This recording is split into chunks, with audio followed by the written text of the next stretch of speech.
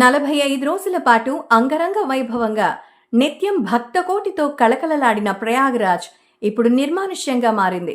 పవిత్ర త్రివేణి సంగమానికి వెళ్లే మార్గాలు ఇప్పుడు బోసిపోయి ఉన్నాయి.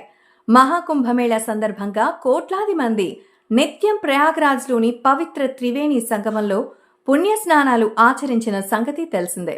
దీంతో 45 రోజుల పాటు జనసంద్రంగా మారిన ప్రయాగరాజ్ ఇప్పుడు వెలవెలబోతోంది. ఇప్పుడు త్రివేణి సంగమం వద్ద భక్తుల సౌకర్యం కోసం ఏర్పాటు చేసిన తాత్కాలిక నిర్మాణాల తొలగింపు, చెత్త తొలగింపు పనులు జరుగుతున్నాయి.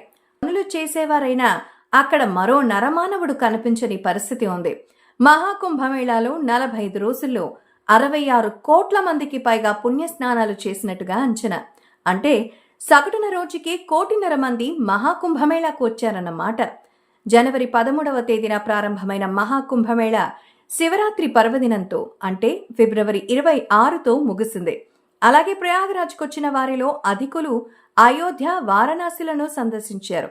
ముఖ్యంగా అయోధ్య రామమందిరానికి మహాకుంభమేళా జరిగిన రోజులలో భక్తులు పోటెత్తారు. భక్తుల రద్దీని దృష్టిలో ఉంచుకుని ఆలయ ప్రవేశం, ఆలయం నుంచి వెలుపలకు వెళ్లే మార్గాలను వేరువేరుగా మార్చడం ఇప్పుడు అయోధ్యవాసులకు పెద్ద తలనొప్పిగా మారింది. అయోధ్యలో ఎక్కడ చూసినా గుట్టలు గుట్టలుగా చెప్పులు దర్శనమిస్తున్నాయి. వాటి తొలగింపు కార్యక్రమం తలకు మించిన భారంగా మారింది. అయోధ్య మున్సిపల్ సిబ్బంది ఈ చెప్పుల తొలగింపుకు నానా యాతన పడుతున్నారు. ప్రొక్లైనర్స్ ని ఉపయోగిస్తున్నారు. ఈ పరిస్థితి తలెత్తడానికి ఆలయ నిబంధనలు మార్చడమే కారణమంటున్నారు స్థానికులు. ఆలయ ప్రవేశం, నిష్క్రమణలకి వేరువేరు ద్వారాలు ఏర్పాటు చేశారు. దీంతో ఆలయంలోకి మొదటి గేట్ నుండి ప్రవేశించిన భక్తులు 3వ గేట్ నుంచి వెలుపలికి రావాల్సి వచ్చింది. మొదటి గేట్ నుంచి ప్రవేశించే ముందు భక్తులు తమ చెప్పులని ఆలయం బయట వదిలేయాలి. ఇక బాలరాముని దర్శనం చేసుకుని 3వ గేట్ నుంచి బయటకు వచ్చిన తర్వాత తమ చెప్పుల్ని తీసుకునేందుకు భక్తులు దాదాపు 5 కిలోమీటర్లు నడవాల్సి ఉంటుంది. దీంతో దాదాపు అందరూ భక్తులు తమ చెప్పులను వదిలేసి వెళ్లిపోయారు. ఈ కారణంగానే అయోధ్యలో చెప్పుల గుట్టలు పేరుకుపోయాయి.